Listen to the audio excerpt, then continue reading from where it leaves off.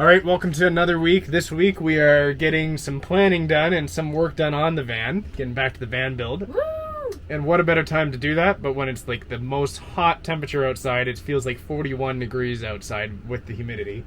I'd rather it not be with humidity. Humidity makes it way worse. Yeah, we're already dripping. Like, we've turned the air conditioning off so that you can hear us in here, and it is toasty. Yeah, so just what a better time. We did it at the extremes in the cold winter, now we're going to do it at the extremes in the hot summer. So we're going to write down everything that we need to do because we need to like get all of this out of our head. We're like 90% the way done, but we need to figure out what's left to do on this van and then just start checking the stuff off. So we're going to start there. Hi, we're Chris and Nicole, and this is Kino. We last left you with Nicole exploring the beautiful territory of the Yukon. Now we are getting back to building the van after a few months of adventuring before we hit the road again soon. Yeah, so one of the first things is we need to get a suspension. Yeah, so we need to do the suspension. That's one of the big things because the back of the van's sagging just a little bit, so we want to raise that up, and we got to look up some different ways that we can do that. I know you can get airbags, you can get like new shocks, so we'll figure that one out. We've been saying this for a few weeks now. We need new tires, so I think it's time to start doing some research, figuring out what tires we want, and we want new rims too, to be able to. And we want to follow the way of your Jeep and put a tire on the back. Oh yeah. So tire rack. So that's one of the things that a lot of comments have been just that we've heard. It's just like the van looks awesome, but those little tiny dinky tires on there. So I think what we want to do is like get as big as we can without having to go further lift the van and without having issues with like rubbing and stuff like that. So we need to connect the solar. Yeah, solar, that's the top one actually, because we are going to be going on another trip soon and we need to make sure we want to be off grid. And now that we got the panels, we need it all connected, and that way we don't have to worry about that. We need to connect the light bar and all the 4 connecting lights. The lights. So right now, yeah, you guys have seen the light bar out front working, but it's running off our little booster pack. So we need to get some switches and wire all that up, and then we'll be able to use those side lights. We haven't even seen those side lights work yet, so what else on There's a fun little thing coming in the mail. We are getting a brush guard that should be arriving in the next few weeks. Yeah. And there's going to be another light bar going on there. So once that arrives, we'll wire that up too. That'll be wiring that up and also installing that, which I'm excited to see go up. Yeah, that'll make the front of the van look like really nice. So we do want to put for sure a side window on this van on the side side door. We are still on the fence. I think we're leaning towards it, putting the windows on the back of the doors. The only thing is the pillows kind of block the view there, so we just need to decide whether or not that offers a lot of value. It kind of looks cool from the back. If you're driving behind the van, you can see it's a camper van just with like the wood from the bed, but we need to decide. Well, let's ask the community. Do you think we should be putting in some windows? Some windows in the back? What do you think? We've heard from people that have vans that absolutely love having that extra view. I know it is a way of heat loss, but we have got some really wicked, wonderful covers, so that's something we would just purchase to add on to that. So. And the big thing, the difference for us is just that, like, because of the height of the bed, and then we stack our pillows back there, as of right now, you wouldn't actually be able to see out the windows. So you might get a little light shining in, but it's just whether we want to spend the money on that kind of upgrade. Otherwise, we could find other things to do. We could put like shiplap there. There's lots of cool stuff you could do. So fix trim that fell off. Yeah. Another thing, along the lines of trim is that we wanted to go ahead and take all these drawers out and tweak them a little bit because some of them are perfect, and then others just the slides just kind of aren't fitting exactly the way they should. So if we take each drawer out, get it working perfect, and then reinstall it, I think we'll be golden there. So the cooler, we knew this when we left for the trip, but we want to put those side braces on to make it a stronger drawer. So right now, the cooler's got a lot of weight to it. When we pull on the drawer, it kind of bends forward a little bit, so I really wanted to put some kind of side braces and make it a really sturdy door. It doesn't pop open while we're driving or anything, which is awesome. But and we also want to add the gas struts in so that they... Yeah. Oh, and this guy still needs his clip. And the clip, yeah, let's put that clip on there so we actually get it done. The air conditioner, just because of the way that like the mount goes on the ceiling, the front of the mount that goes on the ceiling was kind of close to the edge of the trim, so it cracked in the screw, not the mount, but the wood it was tied into cracked, so the screws popped out, so it's kind of hanging down like half an inch. So what I need to do is put a stronger brace up in the ceiling right above it, and then screw it in. So that would be good. That way it looks nice and flush again. Other than that, the AC's been working great. It's just we just need to make it look nice and we would not clean. survive this current heat wave that's going on in Ontario without the air conditioner. No. So we are so happy we put it in the van. The garage is in need of some shelves and a little bit more organization back there. I think that's something that's really important. We've kind of understood what we use. We know that we now have 3 chairs for Yumikino. Yep. We've got the table, and those things just kind of seem to like roll around and move because they don't have a permanent place. So I think that's something that like the drone and everything. Yeah. Yeah, so storage in the garage would be good. And the other thing for the garage is the electrical. I want to go and clean up all that wiring. I've got some nice wire covers that I can kind of fit the wires in and stuff so that it makes it look a little bit neater. It's a little bit involved because then I kind of want to do it on a cooler day because I'll be like hiding underneath the bed there working, but I want to disconnect some of the wires, just kind of rerun them a little bit cleaner and everything. So that's definitely something I want to do. We need piano hinges on these seats. Oh yeah. So right now underneath our seats, they just kind of like, we've just kind of got the wood planks just sitting there.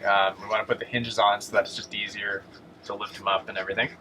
So one of the things that we've definitely noticed to be able to just add a little bit more seating space into the van is we're going to add a swivel seat onto the passenger seat. We've been thinking about it and looking at them, but they've been out of stock all summer long. Yeah. So it's as we start to end summer, maybe things will start to come back into stock and hopefully we can get one soon. Yeah, and we just need to make sure that it works in the heated seats and all that stuff. I'm pretty sure it does. It seems like there's a lot of slack on the heated seat wire. And really when it's just the 2 of us in here, we haven't really noticed the need for it. Sometimes in the morning it's nice to sit up there, and then if you were to face backwards it would be nice. Or if we have if there's like a third person, a visitor here, it's nice to have a spot right there as well. Well, it was cool because I actually took the van to Algonquin for an elopement, and the bride got her hair and makeup done in here, which was so cool to see the van be able to get used because their cottage doesn't have power. So the van was able to power all the hot tools for her to get her hair done. But I was sitting in the front watching her hair, and it would just been so awesome. Nice, that was like the perfect time for me to be like, yes, a swivel seat, great. Yeah. Heated floors. Oh yeah. So that's like a priority for the fall for sure. Basically the heated floors are just not wired in, and then I need to wire them in and then get the switch up top working so that they can you can just control it on and off there. That'll be a nice feature in the winter. Floors are quite warm right now. Yeah. So far, I know we've got a lot of questions about this, is that we've insulated everything, kind of put everything, but we haven't done anything to the doors yet. Part of that was because we're waiting on the option of putting the windows in, but then we'll need to go and insulate the tops of the doors and the bottoms, and then also maybe one thing we may want to look at is like whether we do something for the headliner as well up front. Right. So insulation for all of those. So one of the things as well that we learned a little bit about not too long ago, we haven't done a ton of research on it, but it's, you can get this like tankless water heater that you can mount on the back door of your van. And then so far we have a hose that connection right there. So all we would do is like have a quick connect on there and connect it into the tankless water heater. And then I think you can get it to run on propane for sure. So you maybe just get like we could get like a 5-pound propane tank that we also use for our barbecue. And then we have hot showers out back if we wanted to. So I'd say that's a good option. Yeah. Oh, all the pot lights. So all the like, and it's funny because I talked about this since we first installed the pot lights, was that I just kind of shoved them in there and they're not all flush, which kind of drives me crazy. So we need to take each one of them out, kind of file some of the paint away from the holes, and then reseat them and maybe even glue them in. More just you probably wouldn't notice it if you're in here, you don't notice it, but I know that it needs to be done. And there's been 1 or 2 times over the last like few months where one has fallen out just because they're not properly seated. But so the van comes with halogen lights for this trim model. There is like a really nice sleek LED looking lights that you get on like the Primo Sprinter model, but yeah, the halogen lights don't work very well when you're on the road. You can't use the light bar legally when you're on the highway, unless unfortunately you destroy the vision of every other driver. But the halogen lights, they don't work great. The simple answer is just to go and get LED light bulbs that basically go in there. I think they even come with the harness you need to connect them, so that's really easy.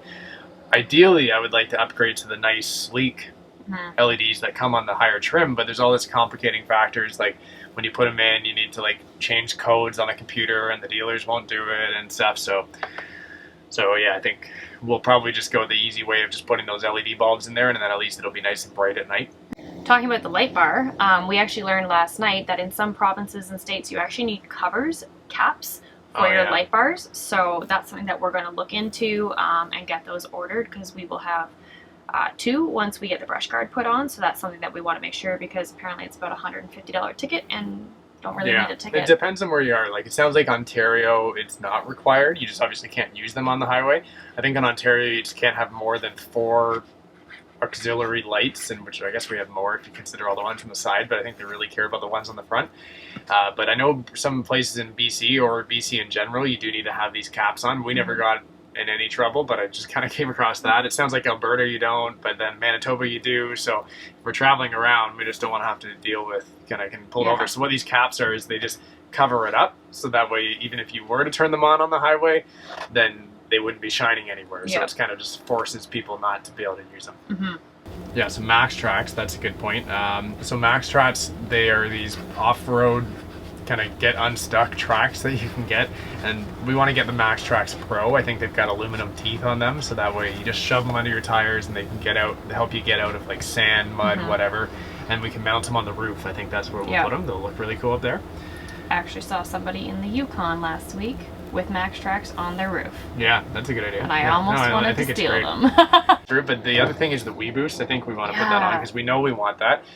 When we're in these remote places, sometimes you can get cell service up on the roof, but then a Wii Boost would put an antenna up there and then rebroadcast that cellular signal inside, so we can get some good cellular. I'm sure there's lots more to add to this growing list, and we'll probably kind of keep coming.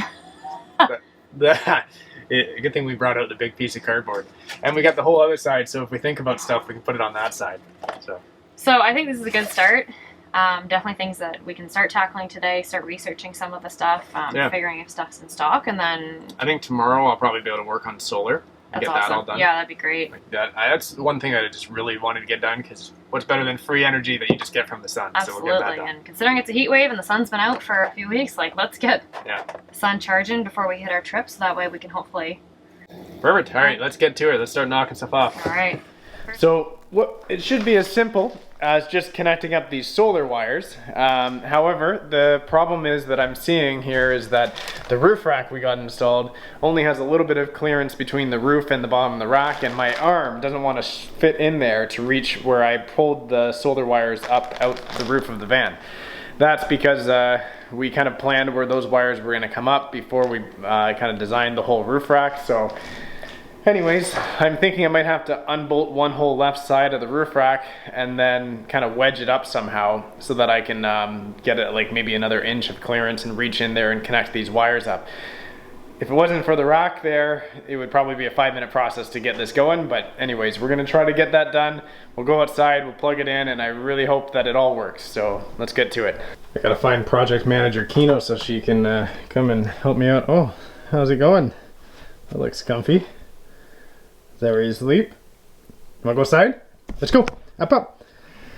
Let's go outside. We gotta go put the solar on. Girl, let's go, let's go. Alright, so I've got my my socket.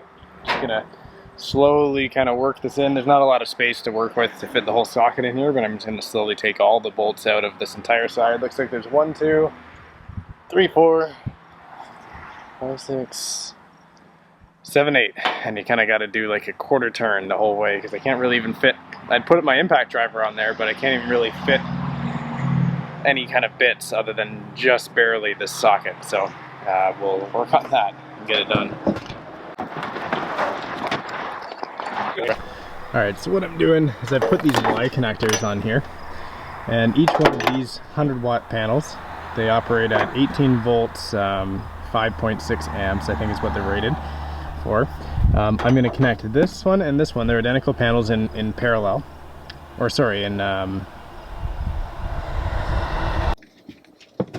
Alright, so this is kind of funny actually. I got up there and I was like wiring it all together and thinking like, what was my rationale for tying the two in parallel, one in series? And I remember the reasoning for it was that I was concerned that I only pulled 10 gauge wire, and that was the largest solar wire I could get. and the ampacity or whatever for the limit for amps on that wire is 30 amps. And I'm just looking through the specs and it just doesn't make sense. I think what I was doing was, maybe when I was drawing all this up, I got confused between amps and volts. And I was combining the voltages of all the panels and thinking, okay, well, no, that's going to be way above 30 amps. And I was just mixing the two up. And so that's why I kind of got into this whole idea. Because these wires are rated for 1500 volts and 30 amps. And each one of my panels is only about 5 amps. And then the one up the front is 10 amps. So now we've only got, if you connected them in parallel, I connect them in series. Alright, I'm gonna do a little research, I'll be back.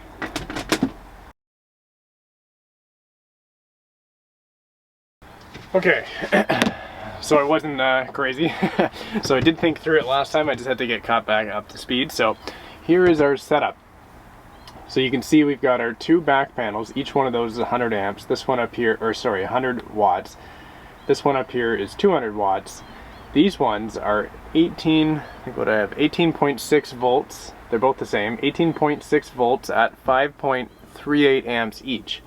So what I'm going to do, and what I was doing up on there on the roof, was tying these together so that they essentially operate as one panel. So basically they're going to be connected in parallel, and what that's going to end up giving me is the voltage stays the same in that case at 18.6 volts, and I'm going to have 10.76 amps.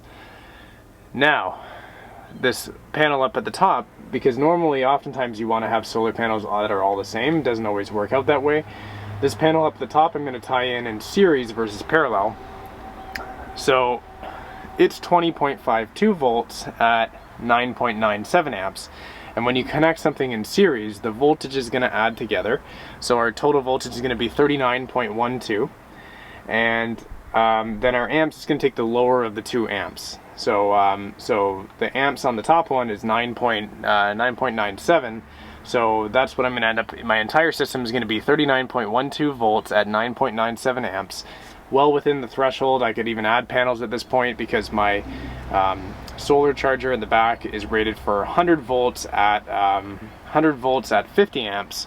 So that gives me 390 watts. So it's not as good as having all the same where you get the full power, because I've really got a 400 watt system here, and I'm only going to be taking advantage of 390 watts of it.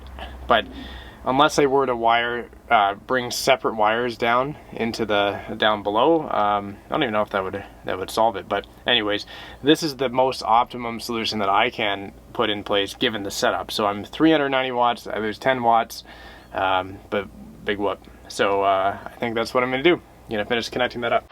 So now these two are connected together by, there's some Y connectors. You can't really see it in there.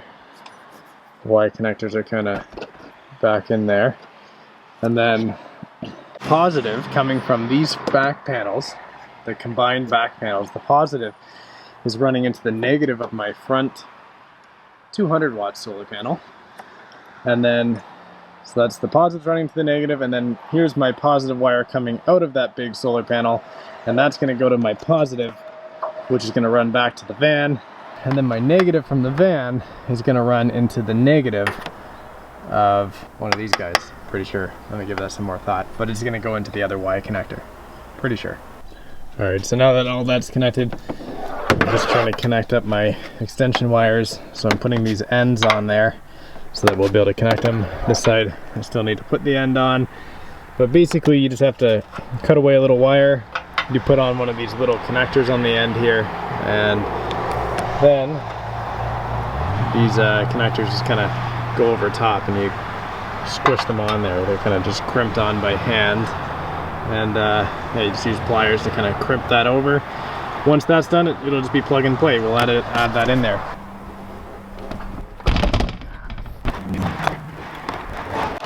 Okay, well they're connected, so let's go turn the breaker on and we'll see if we're getting any power. Okay, so I have I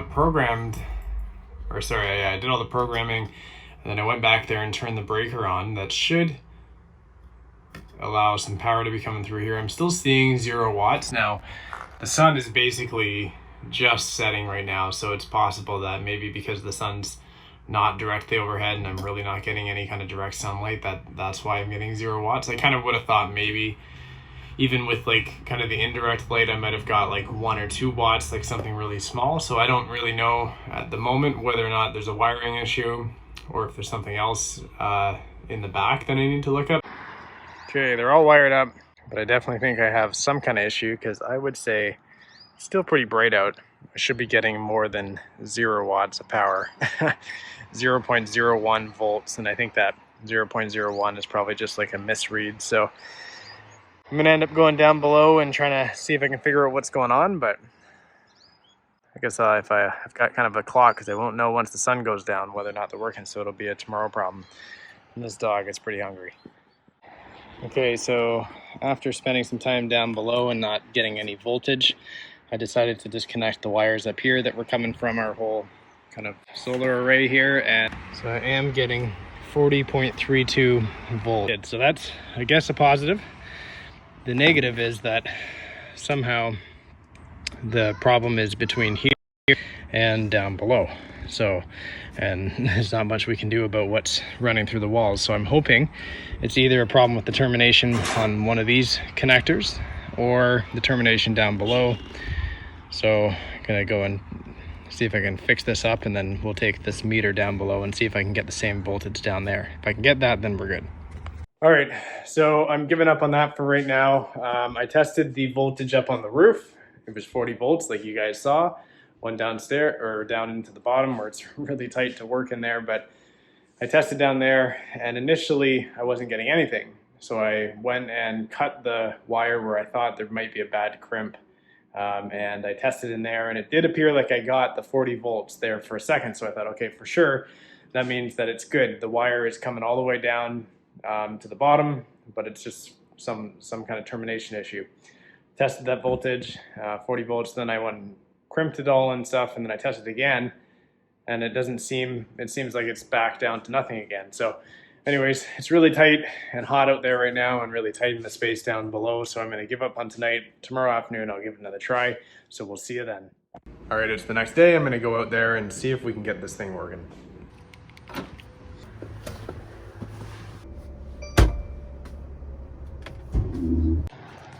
Okay, so my solar charger is back behind that battery up against the wall, so I'm gonna have to kind of move the battery out of the way to get access to it, but I've got the wire, it's kind of coming out right there. That's directly coming from the roof, and then I've got the negative lead going into the solar charger. I'm gonna take the negative lead off and then meter the 2 wires, and hopefully I'll get like 40 volts. And if I'm not, then that means there's something wrong with that wire, I assume, but it was just a straight pull all the way through to the roof, so I can't imagine, but we'll see. Hopefully we get some bolts. Okay, so I'm stuck up underneath here, underneath the van, or underneath the bed. So bad news is there's no voltage coming to this end of the wire, so my only hope is that it's a bad connector up on the roof. I know that the connectors coming directly from the panels are good because I'm getting voltage, but maybe the contact that's being made from those connectors to the ones that were already up on the roof are no good. So gonna have to test that out. What I'll probably do is I think I can tie these two together and then shove my probes in up top and see if there's kind of a continuous circuit. So I will try that. But if all this fails, I don't exactly know what we're gonna do here, because the last thing you kind of want is one of these wires that you pre-pulled through the van roof and through all the walls to be bad. So we will cross that bridge after. I don't really want to think about that. I'm hoping that the problem is with the connectors up on the roof. Okay, so how I'm going to test this is I'm going to go up there on the roof and disconnect the leads from the panels so I have no power coming through them. And then I'll come underneath here and I'll tie the 2 leads together, the negative and positive. I will use this to test for continuity. And if I get a beep, like when I'm putting these together, that means that there is continuity and the wires are connected. And then maybe what that would mean is that my connectors at the top are just not making contact. So that would mean that my little short probes were able to make contact, and then I just have to fix the connector. If I don't no continuity, then that means there's a break in my line somewhere, and that's not great news for me. Okay, well that's the best sound that I could have ever heard. So right now I've got my 2 leads in there. You can hear we are getting continuity. So that means that's good. So all that means to me now is that either the problem is with one of these 2 connectors that is coming out of the top of the van, or the problem is with one of these 2 connectors. And when I test the voltage of these, I do get 39 volts. So more likely, I think that these connectors came pre-assembled. So more than likely, it's probably a problem with my termination of these. So I'm going to take a look at that and then hopefully figure out why they're not making good contact. It's hard because I'm working with about 4 inches of space here underneath the rooftop here. So, and I've got this little wedge here so I can at least get my arm in. So that is a really good news that at least it's not the wires. So just at first glance, I think the problem is if I look at this one that I crimped, you can see the metal, you can't really tell on the camera, but the metal contacts come pretty much almost to the end in that little tube. The one that's pre-done over there, you can't really tell, but let me see if I zoom in. The metal contact sits way further in, so I think this is where our problem is. That probably needs to be sitting up a little bit further so that it makes full contact with the other connector in here. So I'll see if I can do anything about that.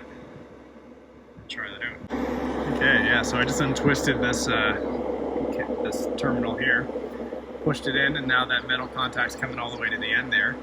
Never would have thought, because these were the pre-manufactured ones that I didn't have to put on myself, so I just assumed that they'd be fine, but yeah, it looks a lot better, so that's more promising. We'll give that a try. Okay, moment of truth. We'll see if I can show this to you guys while I do it. Filming all this by myself here, so I need 3 hands, but okay, so I'm going to take my red lead. We're going to test for voltage, so if it works, we'll see something like 39 volts coming up there. Okay, so black lead's on, and here comes the red lead. 42.2 volts. So that was the problem. So now I just need to wire this into the solar controller and we are good to go. Okay, this is what I wanted to see. So right now I've got the freezer and the fridge going and the toilet's running, because those things run all the time. Everything else is off, water pump's off, fans are off right now, and we have 3.5 amps coming in. So we're net positive. Basically our batteries are increasing in power versus depleting themselves, and that's just thanks to the solar charger. You can see there's 147 watts coming in from the solar right now as it moves over to the battery. If I turn on something like the fan, so maybe let's say we were running the fan overnight or something, so -1 amps. So normally what I would see is if I didn't have anything charging right now, you can see right now it's getting cloudy outside, so it's changing quite a bit. We only have 65 watts coming in. If it went back up to 150, we would be good, because we're only using 97 watts in DC power. It's really just the difference between these 2 numbers. But yeah, I'm pretty pleased. Right now it's still in the evening, so the sun's not directly above us, but we're doing pretty well. This is with the fan running, fridge, freezer, everything. So 70 watts, here comes the sun. I can see it getting that little sunny arrow there. 97 watts, 129. Yeah, it's amazing. As soon as it gets sunny, you can see this just start flying up, and now we're positive, we're increasing. So at some point we would get 100% battery and we would just stay there. So this is basically meaning that this is now a self-sufficient system, as long as we're not using heavy power on the inverter and all that stuff. So just so you guys also see the environment, it's a pretty cloudy day. Sun's back behind the clouds there, so we're getting a good amount of power given the how the sky is today. But we'll see in a few days when it's total sun and it's like noon and shining right down on these. But I'm pretty happy. I'm happy that it's pretty much almost self-sustaining even with this kind of weather. Okay, it feels pretty good to close off the first thing on our list. Done. First of many. Okay, it got dark pretty fast out there while I was cleaning up, but I'm just so happy to have that solar done. I was getting pretty nervous last night thinking maybe I've got a problem with this wiring and how I'm going to possibly fix that if that's the issue, but it's working. We'll see tomorrow, and I think tomorrow's supposed to be a really sunny day, so I'm really looking forward to see how much solar I can get, like how much power I can get in a day. From there, how much can I expect? Is it self-sufficient? So I'm going to keep monitoring that. I'll share that with you guys in future videos. Next week, we are going to be taking a break from the van build as we kind of jump back and forth a little bit and take advantage of the nice weather we've got here in Canada while we have it. We're hitting the road again and heading in a different direction, so join us for that. If you're wondering where Nicole is, she's out shooting weddings. This is peak wedding season, and she's a wedding photographer primarily, so that's what she's doing right now. So I've got all these evenings to kind of work on the van. So if you guys want to see some more van content, like, comment, and subscribe below. We love to hear from you guys, and we will see you in the next video on the road.